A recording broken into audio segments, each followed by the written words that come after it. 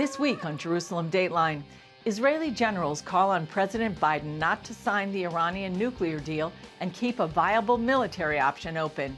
And a new museum of the Jewish people tells their story like never before. Plus, Ukrainian orphans sheltering in Israel move forward here, given the uncertainty back home. All this and more this week on Jerusalem Dateline.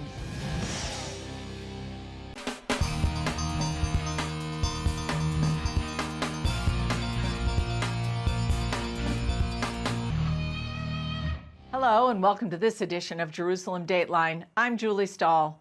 Israel is maintaining a pressure campaign urging President Biden not to sign the Iranian nuclear deal. The latest effort includes a plea from thousands who spent their careers protecting Israel.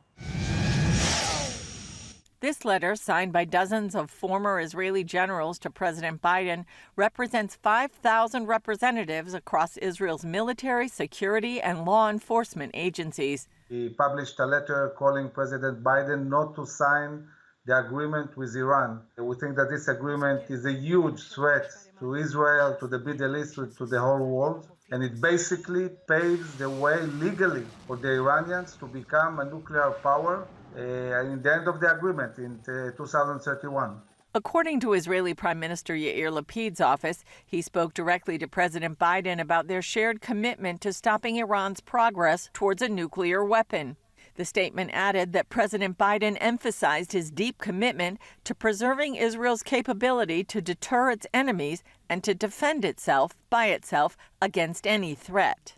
We're talking about a future existential threat to Israel. This is just kicking the can along the road. Reserve Brigadier General Amir Avivi, founder of the Israel Defense and Security Forum, says a signed agreement would lead to major issues worldwide. If the Middle East is destabilized, the price of oil will go up. The world chain of supply will be affected.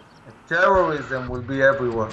After a briefing from Lapid, former Prime Minister Benjamin Netanyahu spoke directly to Iran's leadership. I want to send a very clear message to the Ayatollahs in Iran. With an agreement or without an agreement, they will never get a nuclear weapon. Supporters of re-entering the deal, like Biden, believe the original 2015 accord effectively restrained Iran's nuclear capabilities, although military intelligence reports and UN inspectors have refuted that conclusion. For us, this deal doesn't make sense. It's very, very dangerous, and we call upon the President of the United States to stop this deal and go back to sanctions and a viable military option. The White House confirmed that during the conversation with Lapid, President Biden underscored U.S. commitment to never allow Iran to acquire a nuclear weapon.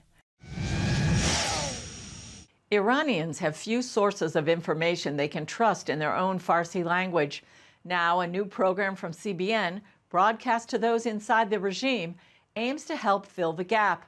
Middle East Bureau Chief Chris Mitchell asks show producer Myra Yazdari about the program and the situation inside her native land.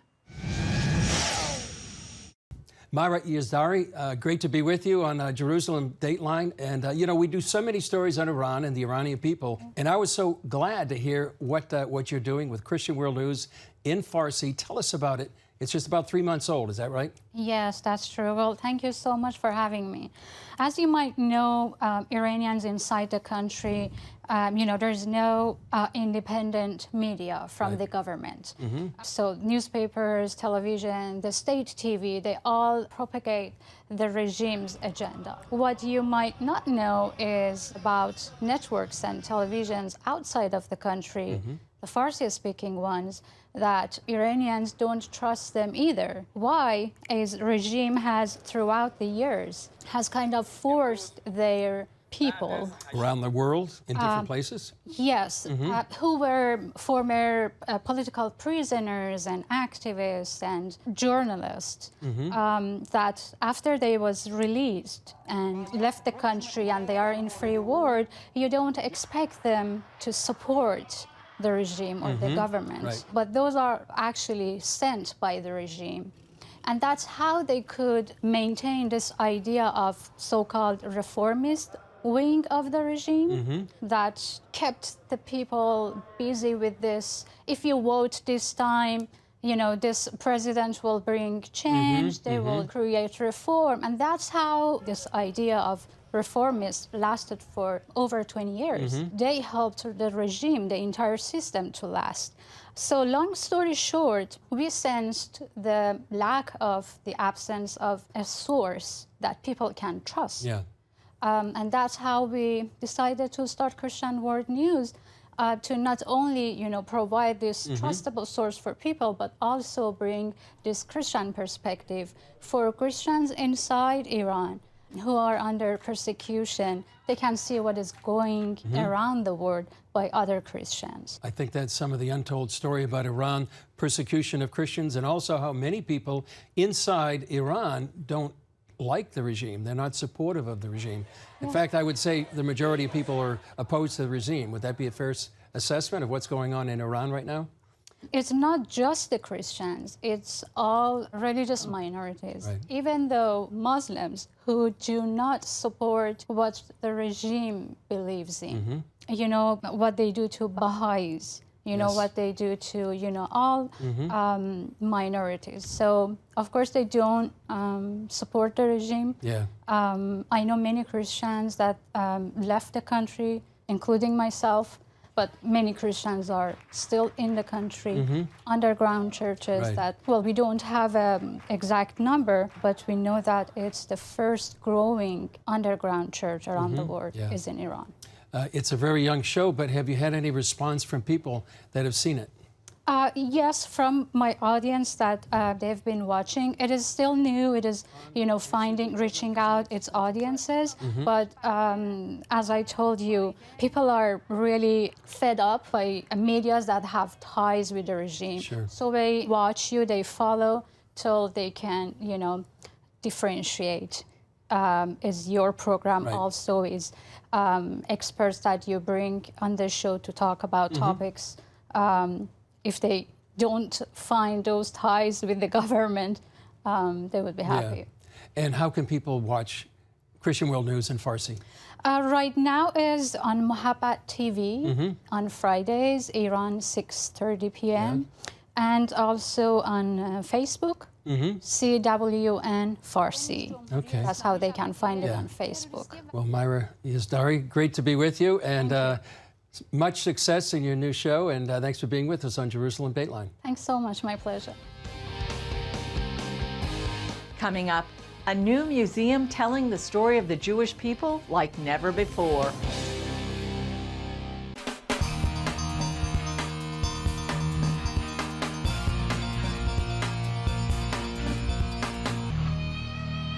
When God wanted to tell the story of his faithfulness through the ages, he chose to do it through the Jewish people. Now that history is the subject of a new museum in Israel.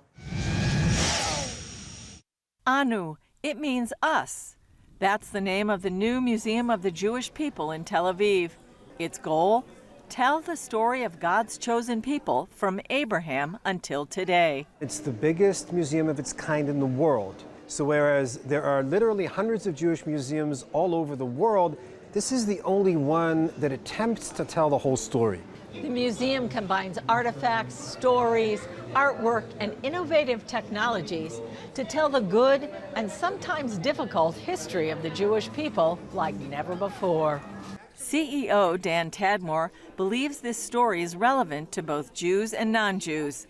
We refer to Judeo-Christian values as the bedrock of Western society. They are Judeo-Christian values. It's the things that we share. It's the values of the Bible. The museum covers 72,000 square feet of exhibition space spread over 3 floors. One aspect features interactives. So does your name come from the Bible? So let's punch in Jonathan. Here we go. And you will be happy to learn that Jonathan struck down the Philistine prefect in Geba, and the Philistines heard about it. Saul had the ram's horn sounded throughout the land. And this one shows how to make ethnic Jewish foods from around the world. I think I'm going to go for the stuffed leaves. Okay, let's go. So you get your list of ingredients, but now you actually need to work. Uh-oh, okay. You begin by putting the rice in the bowl. So drag the rice into the bowl. Oh, okay. Add the ground meat. Add the ground beef. Great. Now you're gonna have to grate the onion. So grate the onion, go back and forth on the grater. So this is fun, but it's also, you come away with a recipe. More than 50 original films help tell the various parts of the story. We're now on the historical wing, and this wing is a chronological track that begins with Abraham and ends with the establishment of the state of Israel and beyond. It's a 7-minute huge projection that tells the entire story of Jewish migrations through the ages. The path begins with the 6th century BC exile of the Jewish people to Babylon. Until then, all Jews resided in one place. So for 2,000 years and the present, Jews always live in diverse places. And proceeds to include the first believers in Jesus. And of course, the first Christians considered themselves Jews because they were. And so this is that part of history. This diorama tells the story of the competition between this newly founded religion, the cross, in front of a synagogue. Visitors can learn about the Inquisition, how Jews in Spain were forced to convert to Christianity. Even though the dark chapters in Jewish history like the Holocaust are part of the story, Tadmor says the museum is about Jewish life. When we look at Jewish history and Jewish life, we refuse to do so solely from the position of the victim.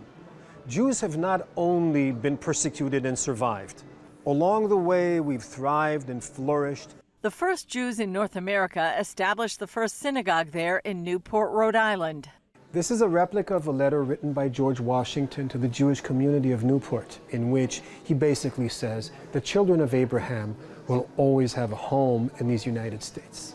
Tadmor's favorite item is here in what they call the Hallelujah Hall, dedicated to synagogues around the world throughout the ages.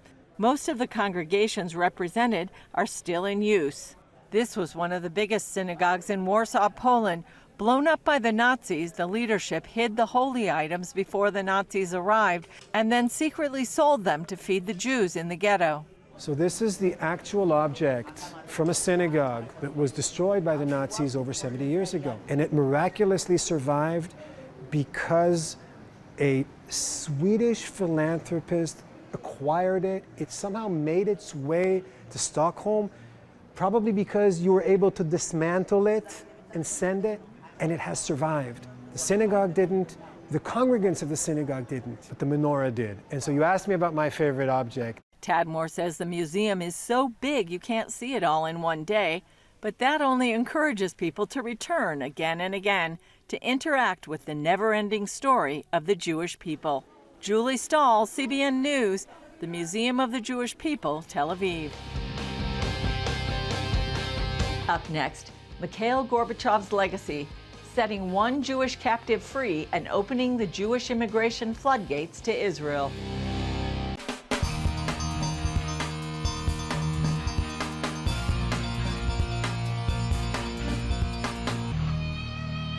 Israeli Prime Minister Yair Lapid hailed former Soviet leader Mikhail Gorbachev as a brave leader. Gorbachev died at 91 on August 30th. Lapid also credited Gorbachev with opening the gates of the Soviet Union to allow a great wave of Jewish immigration in the 90s. One of the first prisoners Gorbachev freed was former refusenik Natan Sharansky. His release in 1986 paved the way for the immigration of some 2 million former Soviet Jews to Israel. Here's an earlier story CBN's Scott Ross did about Sharansky. Natan Sharansky has been connecting Jewish people to Israel for 50 years. There was a time, however, he didn't see anything good about his heritage. I was born in 1948 in the Soviet Union, in Ukraine. We had nothing Jewish in our life. We were absolutely assimilated. No Jewish institutions existed, no Jewish culture, no synagogue. But there was one very Jewish thing in our life, and it was anti-Semitism. There was nothing positive in my being Jewish. There was only negative. That changed in 1967 when Israel defeated the armies of Egypt, Syria, and Jordan in the Six-Day War, reuniting Jerusalem under Israeli sovereignty.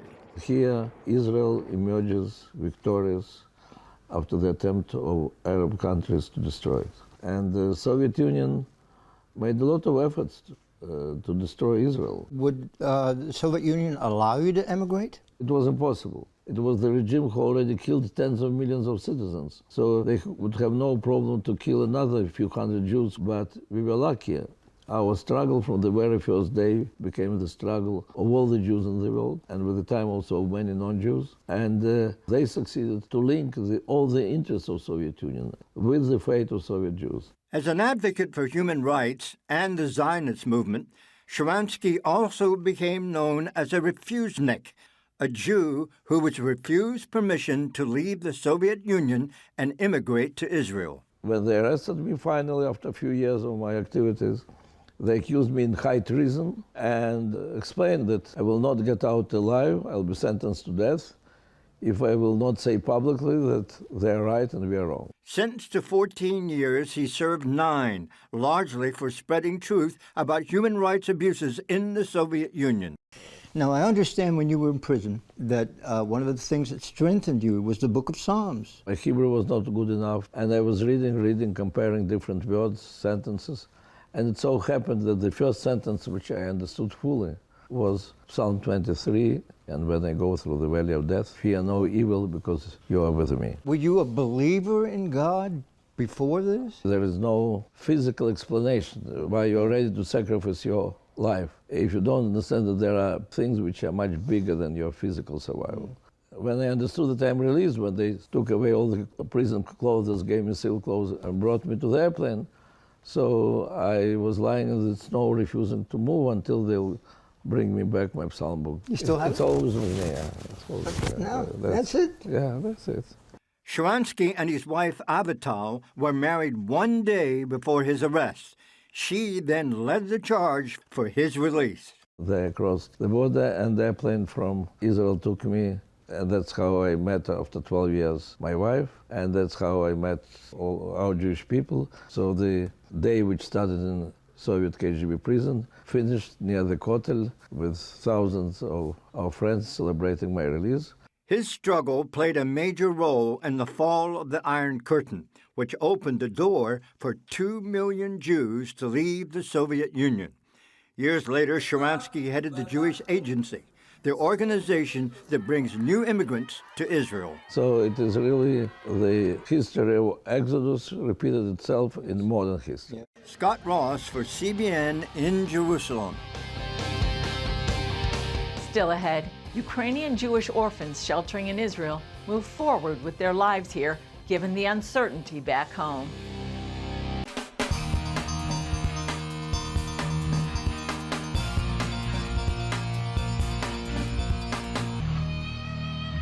When more than 100 Jewish orphans and others fled war-torn Ukraine 6 months ago, they found a short-term home in Israel.